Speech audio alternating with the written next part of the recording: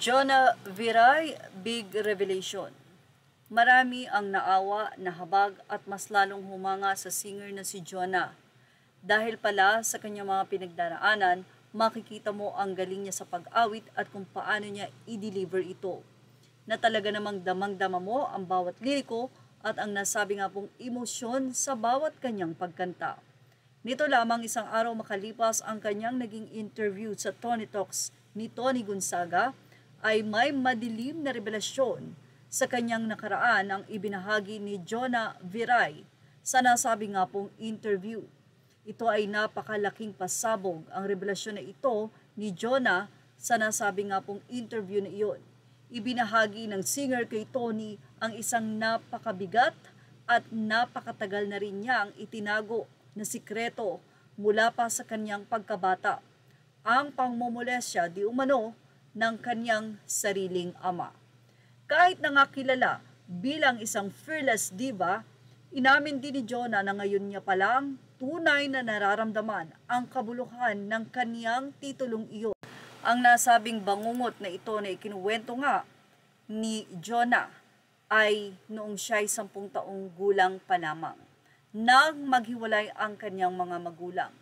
Nalaman din ni Jonah na ang kanyang ina ay umalis para sumama sa ibang lalaki na nagtanim siya ng napakalalim na galit sa puso. Sa sumunod na pagbabahagi ng interview ay ibinunyag na nga ni Jonah ang pinakamabigat na sikreto na naging biktima nga siya ng pangmumulesya ng kanyang sariling ama. Ang pang-aabuso ay nangyari na higit sa 1 beses ngunit namuhay sila na tila walang nangyayari. Ang traumang ito ay nagdulot kay Jonah ng mababang pagtingin sa kanyang sarili at matinding takot ng magtiwala na. Nagsimula ang kanyang healing process nang magkasakit na ang kanyang ama na siya din mismo ang nag-alaga at nag-provide ng pangangailangan nito at nagkaroon naman sila ng pagpapatawad. Bago ito pumanaw mula sa isang text na natanggap niya sa kanyang ama. Nakatanggap siya ng text mula rito na humihingi ng tawad na nagbigay sa kanya ng kaginhawahan. Naging masilumuot din ang paghil ng relasyon nila ng kanyang ina sa una nilang pagkikita sa ang talk show. Doon inamin ni Jonah na siya ay nakaramdam ng pagiging manhid dahil sinisisi niya ang ina sa pag-abandona sa kanila. Ang pandemic ang nagbigay daan sa kanyang relasyon na maiksi ang buhay at kailangan na niyang humanap ng kapayapaan. Dahan-dahan siyang nakipag-ugnayan uli rito na humantong sa isang Pasko na magkakasama sila bilang isang blended family. Sa pagdiriwang ng kanyang ika-20 taon sa industriya, pinatunayan niyang ang pagpapatawad ay isang paglalakbay para sa sariling kapayapaan.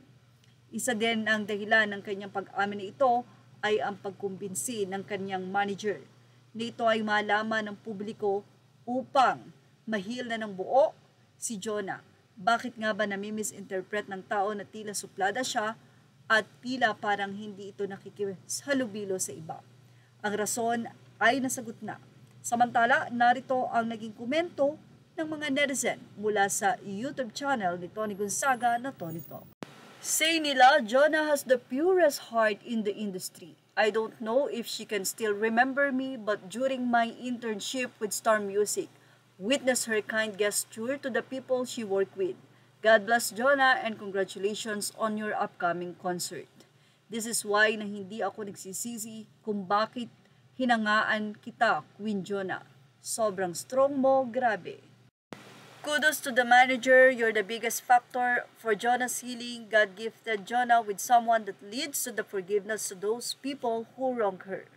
Grabe yung respect ni Miss Jonah sa parents niya all these years. Keeps niya sa sarili niya about some molestation of her father. And ngayong wala na siya, tsaka lang niya nasabi that's real love for his parents and pagpapatawad niya sa mama niya. Truly in God's perfect time, everything that happened has a purpose. God bless po. Kwento naman ng isang nakakakilala kay Jonah. I'm one of her childhood friend in Marikina and I just can't imagine Tito Jojo, late father, did it to her. So sad for all those years tinago mo lang alone. The trauma of being broken family and growing up without mom is so hard. The molestation happened. You're brave enough to face it all. I hope one day you're healed. I love you, my long-lost little friend. From G. Ang ilan ay may negative side comment dito. Anila, baka daw sinabi lang ito ni Jonah because of the concert. Pero ayon nga sa marami, kahit wala pang ganito, maraming manunood dahil isa si Jonah sa napakagaling na singer sa Pilipinas. Yan ang ating showbiz snob update. Images or all credit to the rightful owners. Please like, share, and subscribe.